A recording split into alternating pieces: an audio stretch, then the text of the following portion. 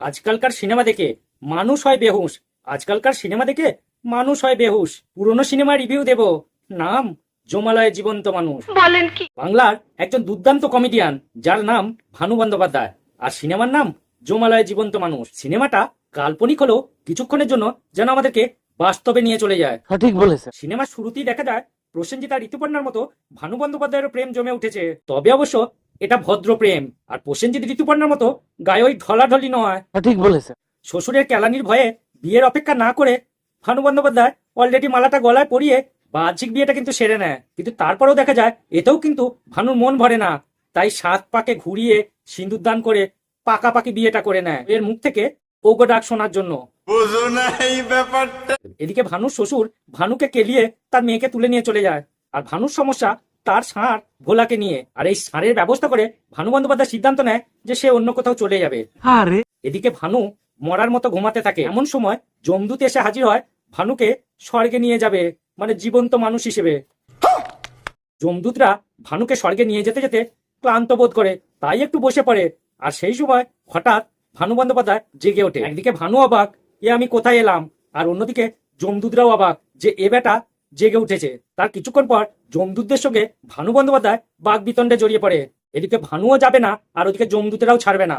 ভানুকে যমদূতরা টোপ দিতে থাকে এই বলে যে যমরাজ তোমার সঙ্গে দেখা করতে চায়, দেখা করেই তোমাকে ছেড়ে দেবে। ভানু অবশ্য সোজা রাস্তার মানুষ নয়, সে তো আর হেঁটে যাবে না। শেষে যমদূতদের কলিই চেপে পড়ে। রিল্যাক্স। এরকম জীবন্ত মানুষকে দেখে যমরাজ অবাক হয়ে গেছে। যমরাজ চিত্রগুপ্তকে বলছে, খাতা খুলে দেখো এর পাপ পুণ্যের হিসেবটা। ভানুও কিন্তু ছেড়ে দেওয়ার পাত্র নয়। সে বলে, কিসের বিচার? যমরাজ বলে, জীবন্ত মানুষ স্বর্গে আসার অনুমতি নেই। তখন ভানু বলে, আমি এসেছি নাকি? আমি তো ঘুমাচ্ছিলাম, আমাকে তো তোমার যমদূতেরা জোর করে টেনে নিয়ে এসেছে।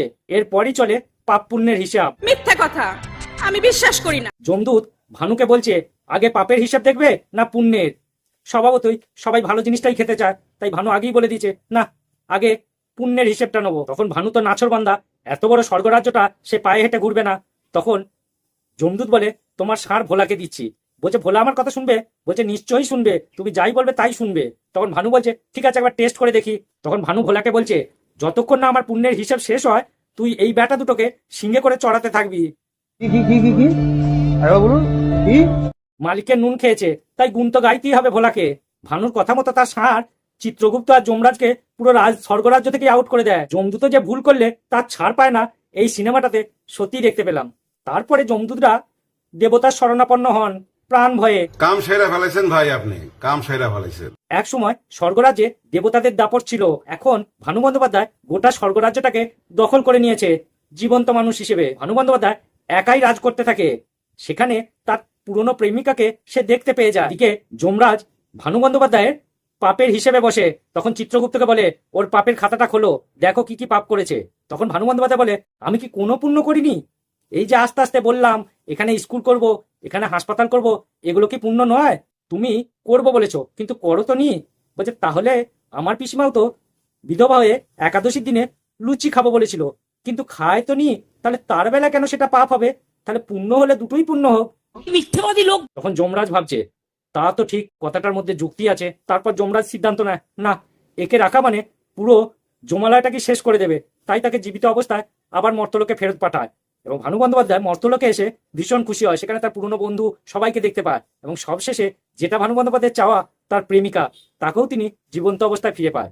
কি বলবো, যাই হোক বন্ধুরা, আজকে ভিডিওটা এখানেই শেষ করলাম। ভিডিওটা ভালো লাগলে লাইক কমেন্ট শেয়ার করো, আর হ্যাঁ, চ্যানেলটা সাবস্ক্রাইব করতে ভুলো না। সত্যি এইসব সিনেমা দেখার পরে আর এখনকার দিনে সিনেমা দেখতে ইচ্ছা করে না।